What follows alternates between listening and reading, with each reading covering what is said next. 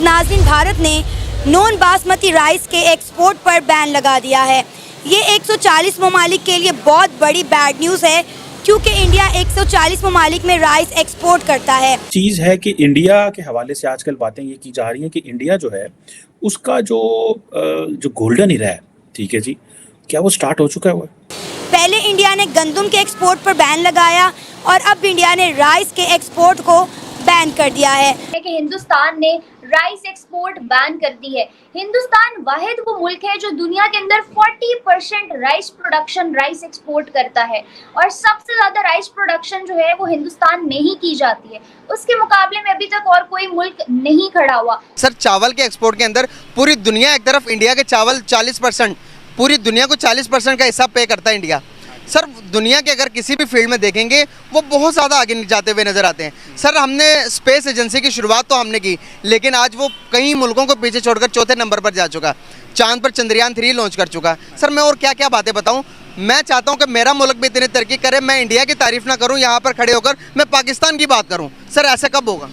Dubai से भी आगे सुनने में यही है कि दुबई से इंडियन लेके जाते हैं, इंडियन अपना मार्का लगा के दुनिया में बेचते हैं चावल। इस खबर में कितनी सदाकत है, क्योंकि ये खबर हमने कई बार सुनी है कि पाकिस्तान का चावल पहले इंडिया भेजा जाता है, फिर इंडिया का लोगो लगाकर इसे दूसरे ममालिक में बेचा जाता है। आप हर खानदान में ना ऐसे होता है कि फैमिली के 2-4 बंदे बाहर होते हैं। अच्छा। हाँ, उनसे पूछ ले कि वहाँ की ग्रोसरीज में रैक में 10 ब्रांड इंडियन होंगे, एक पाकिस्तानी होगा। पाकिस्तानी लोगों के पास सोर्स नहीं है और ये इनकी अपनी वजह से बेईमानी करते हैं। ज़्यादातर लोग बेईमानी करते हैं, कुछ दिखाया कुछ दिया। हमारा ट्रस्ट लेवल नहीं है, हमारे पे ट्रस्ट नहीं करते लोग। इनकी अपनी वजह से इंडिया का ट्रस्ट बिल्ड हुआ है। वो हमारा अच्छे वाला चीज़ उठा के लेके जाते हैं सस्ते भाव, अपना ठप्पा लगाते हैं, महंगे भाव आगे बेचते हैं। जय हिंद दोस्तों, ये बात आपको पता होगी यार कि दुनिया का जो 40% राइस का आपूर्ति है, यानी यूरोपियन नेशन, अफ्रीकन नेशन, जहां पे राइस नहीं होता पूरे दुनिया में, 40% राइस ओनली भारत देता है सबको। ठीक है, राइस में प्रोडक्शन करने के मामले में भी इंडिया नंबर 1 है। ठीक है, इसी सेंस में अभी पीएम मोदी ने एक बड़ा फैसला ले लिया कि यार 140 देशों में राइस एक्सपोर्ट को बैन लगा दिया पूरी तरीके से। और बैन लगाते ही पूरी पाकिस्तान मीडिया में हड़कंप मच गई, दुनिया के 140 देशों में भी हड़कंप मच गई कि यार अब चावल कैसे खाया जाएगा।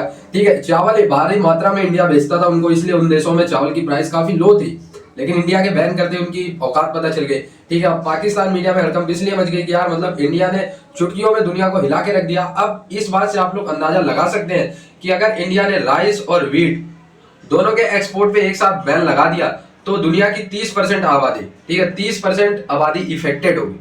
मैं ये नहीं कह रहा भूख से मर जाएगी, भूख से तो शायद कुछ ही लोग मरे, बट हाँ 30% आबादी इफेक्टेड हो जाएगी। सर, इंडिया 140 ममालिक में नॉन बासमती राइस जो है एक्सपोर्ट कर रहा था, जो कि अब नहीं करेगा।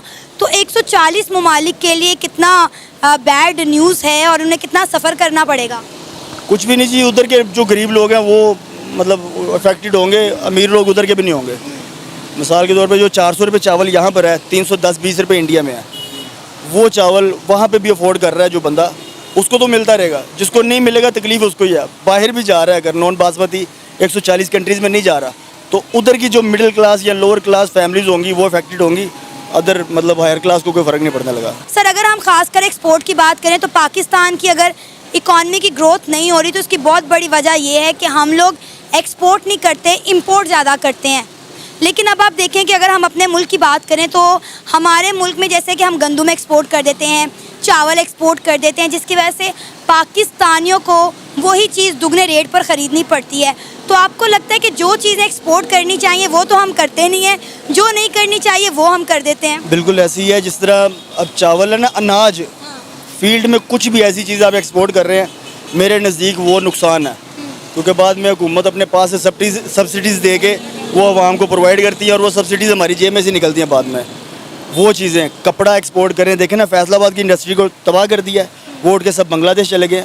पाकिस्तानी लोग बांग्लादेश से एक्सपोर्ट कर रहे हैं। जो चीज़ें हमने एक्सपोर्ट करनी चाहिए हम नहीं कर रहे, वो चीज़ों की प्रोडक्शन ही नहीं कर रहे हम यहाँ पर वो इंडस्ट्री नहीं लगा रहे जो जिन चीज़ों की इंडस्ट्री लगाएं, प्रोडक्ट प्रोड्यूस करें और बाहर भेजें।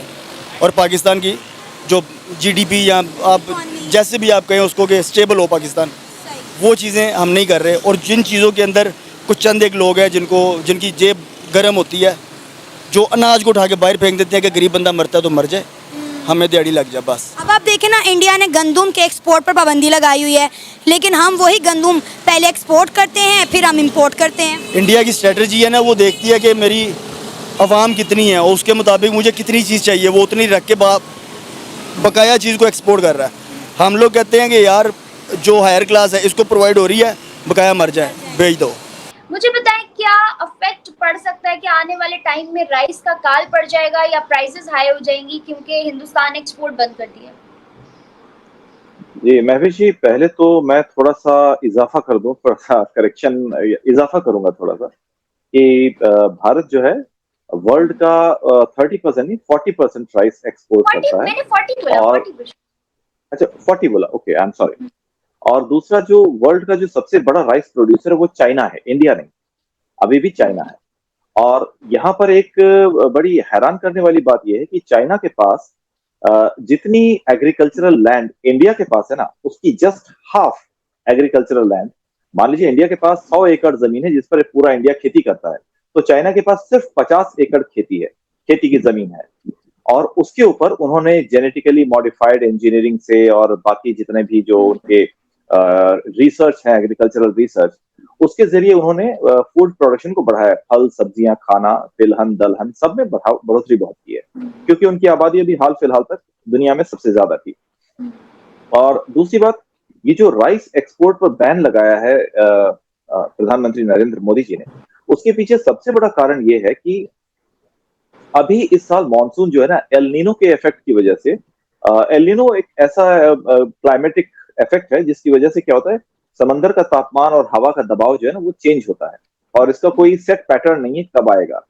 तो उसकी वजह से क्या होता है कि तापमान थोड़ा इंडिया को छोड़ के, ठीक है, ये इस समय पावर रख रही है इंडिया की जो इंडस्ट्री है फसल की, आप लोग समझ सकते हैं। और भाई अगर पाकिस्तान की बात करें तो यार पाकिस्तान की औकात क्या, ये लोग पहले दिखावे में चावल और गेहूं को दूसरे देशों में बेच देते हैं दिखाने के लिए कि हम बेच रहे हैं, ठीक है, फिर बाद में वही चीजें डबल रेट पे खरीदनी होती है। अच्छा इंडिया वाले इस कदर आगे बढ़ गए हैं कि पाकिस्तानी कोई अपना माल बेचते हैं यूएई, दुबई वगैरह में, और इंडियन जस्ट उसी को कुछ रुपए ज्यादा देके खरीद के इंडियन मोहर लगा के बेच देते हैं, ठीक है, क्योंकि यार दुनिया में जहां भी पाकिस्तान का आइटम पहुंचता है उसको बंदे पूछते नहीं है, जैसे उस पर इंडिया का सील मोहर लगता है बंदे धड़ल्ले से खरीदने लगते हैं। अब ये सोचो आप लोग कि विदेशी रिटेलर की दुकान पे इस समय खाने पीने की चीजों में अगर 100 चीजें तो लिटरली यकीन मानो उसमें से, नहीं मैं ज्यादा मुंह नहीं फाड़ रहा अपना कुछ नहीं, लेकिन 100 में से एटलीस्ट 15 से 20 चीजें इंडियन ब्रांडेड होती हैं, ठीक है, जैसे सफोला हो गया अपना, फिर ये आशीर्वाद हो गया,